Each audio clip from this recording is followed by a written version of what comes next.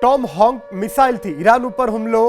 હોર્મુઝની ખાડી પાસે અમેરિકી જહાજ પરથી મિસાઇલ હુમલો કરવામાં આવ્યો છે।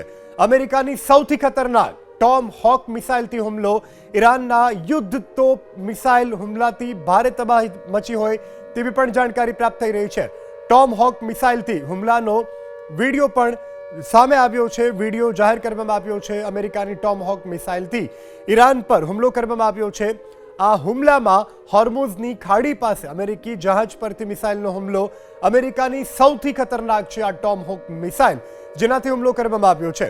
ઈરાનના યુદ્ધ પોત પર મિસાઇલથી આ હુમલો કરવામાં આવ્યો છે, જેના કારણે ભારે તબાહી મચી ગઈ છે। ટોમ હોક મિસાઇલથી હુમલાનો વિડીયો પણ સામે આવ્યો છે। ઈરાન પર હુમલો કરવામાં આવ્યો છે।